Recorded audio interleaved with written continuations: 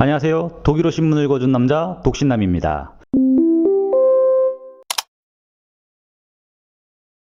금융위기는 언제 시작이 될까요? 이에 대한 대답은 아주 간단합니다. 은행이 투자를 했거나 빌려준 돈이 회수가 되지 않고 이것이 일정 한계점을 넘으면 금융위기는 시작이 됩니다. 즉 은행이 대출을 해주었는데 이것이 악성 채권이 돼서 은행의 자본을 현저히 잠식하기 시작하면 금융위기는 오게 돼 있죠. 예전 금융위기도 여기서 시작이 됐습니다. 2007년 시작한 금융위기는 미국의 은행들이 신용도가 낮은 사람들에게 대출을 해주면서부터인데요. 이렇게 무리하게 성장을 유지하려 했던 것이 원인이 됩니다. 이는 바로 파생상품으로 전이가 되었고 서프라임에 투자했던 회사들은 엄청난 손해를 보게 됐죠.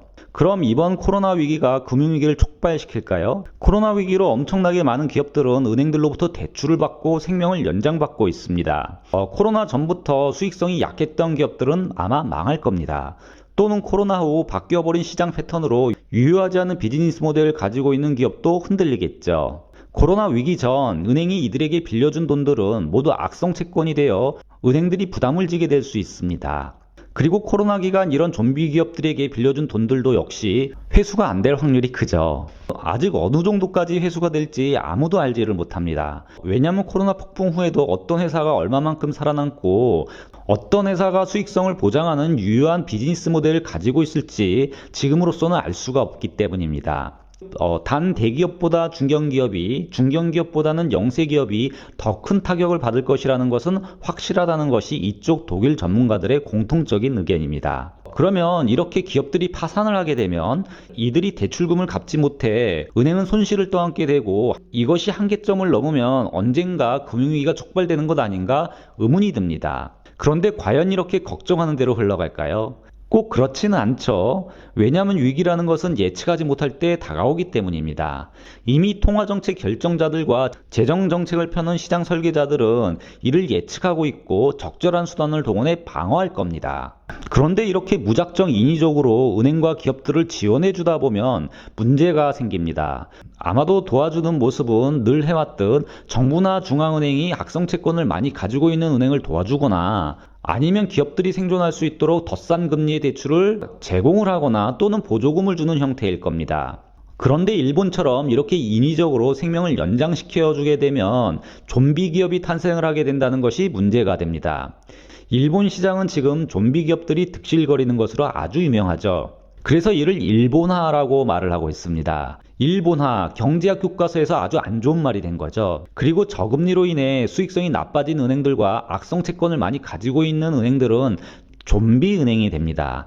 좀비 은행 역시 일본의 금융업계 특징을 가리키는 말이죠. 이 말은 제 말이 아닙니다. 조금 이따 설명드릴 기사에 등장하는 말이죠. 좀비 기업은 들었어도 좀비 은행은 좀 낯설죠. 좀비 은행도 좀비 기업이라고 보시면 됩니다. 정부의 도움 없이 자기가 가지고 있는 수익성 모델로는 시장에서 버틸 수가 없다면 좀비 기업이고 이들이 취급하는 상품이 금융상품이라면 좀비 은행이 되는 것이죠. 일본은 이미 저금리, 저물가, 저성장의 패턴을 보이고 있고 기업들과 은행의 생명을 인위적으로 떠받치고 있는 형국이죠.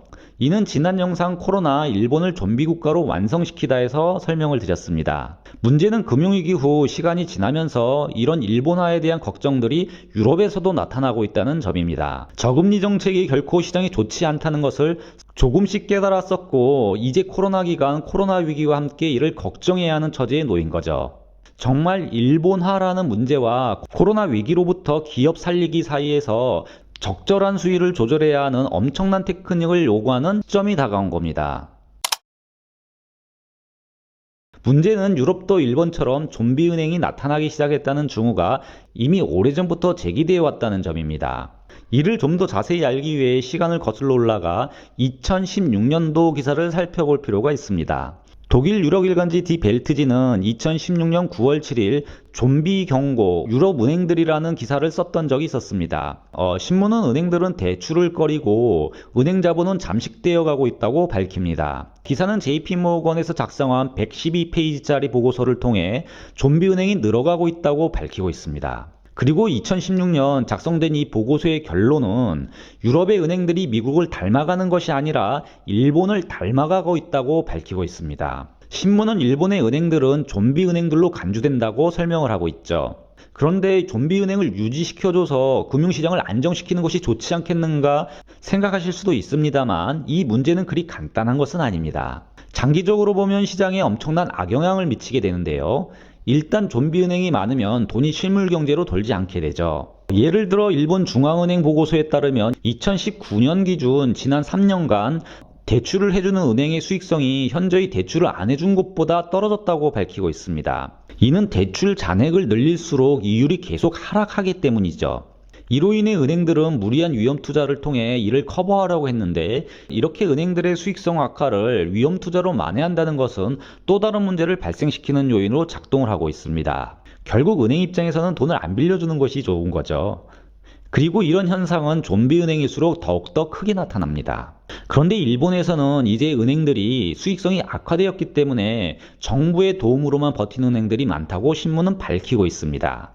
그리고 이런 추락은 90년대부터 시작이 되었다고 설명하고 있습니다. 즉 일본의 자산 버블이 시작된 시기죠. 문제는 이렇게 자산이 녹는 현상이 일본뿐 아니라 유럽에서도 생기고 있다고 신문은 밝힙니다. 그리고 유럽에서 이런 현상은 2008년도부터 시작이 되었다고 전하고 있습니다. 바로 금융위기 후부터죠.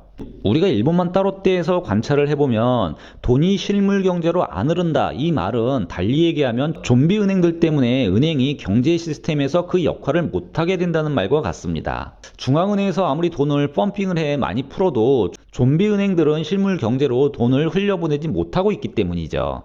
그리고 유럽의 은행들은 미국의 은행들에 비해 수익성이 현저히 악화되어 왔습니다. 유럽의 은행들이 일본처럼 좀비 은행으로 변해가고 있는 것처럼 보이고 있는 거죠. 이런 흐름의 연장에서 2020년 코로나 위기를 봐야 하는데요. 아시겠지만 코로나 위기로 엄청난 돈이 대출되었고 이를 통해 좀비 기업들은 더욱더 많이 생긴 것으로 보고 있습니다. 독일 유럽 경제일간지 비즈니스 인사이더는 2021년 1월 21일 기사에서 코로나로 인해 지난 금융위기 후 가장 큰 압력이 은행들을 테스트하게 될 것이라고 말을 하고 있습니다. 많은 은행 전문가들은 기업들의 파산을 걱정하고 있다고 설명을 합니다. 이는 파산이 한 번에 몰려올 수 있기 때문입니다.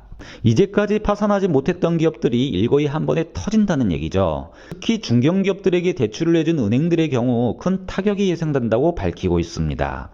이와 함께 독일 도이체방크와 콤메츠방크 등 독일을 대표하는 은행들은 파산이 가져오는 충격을 대비하기 위해 준비하고 있는 것으로 알려져 있죠. 매체는 이미 도이치방크의 경우 대손 충당금을 18억 유로, 즉 환화로 2조 2천억 이상 마련해 두었다고 전하고 있습니다. 이 은행들은 오래전부터 좀비 기업들이 청산될 수밖에 없었다는 것을 알았고 코로나가 진행이 되면서 이는 더 심화될 것이라고 예견했다고 매체는 전하고 있습니다.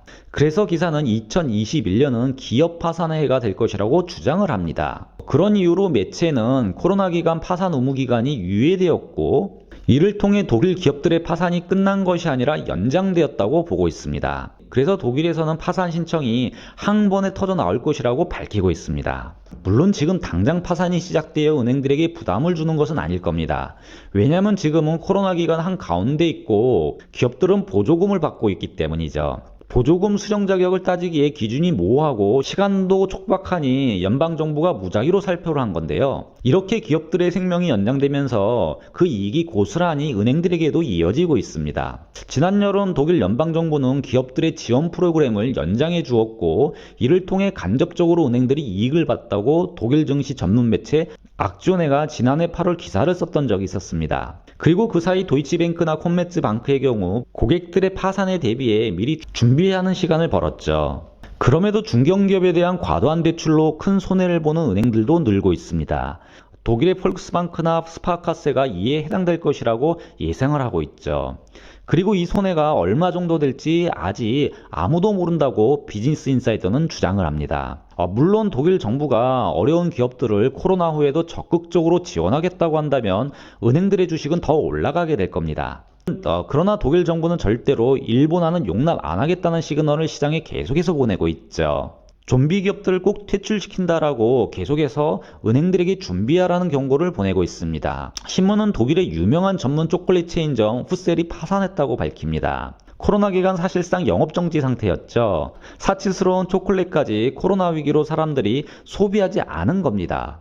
그런데 코로나 기간 보조금을 무작위 살포를 했어도 독일 정부가 이렇게 회생 불가능한 좀비 기업은 도와주지 않았다는 것도 눈에 띕니다.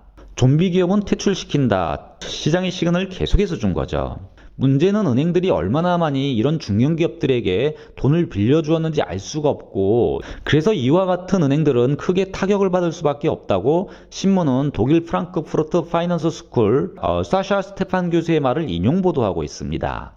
그리고 신문은 2021년은 은행들이 거대한 도전을 받을 것이라고 밝힙니다. 문제는 어떤 은행이 이런 파산의 물결로 인해 흔들릴지 알 수가 없다는 점입니다. 분명한 것은 코로나로 인해 보다 더 큰 기업들이 흔들리고 파산할 수 있다고 매체는 밝히고 있습니다. 즉 트렌드가 그렇게 가고 있다는 말이죠.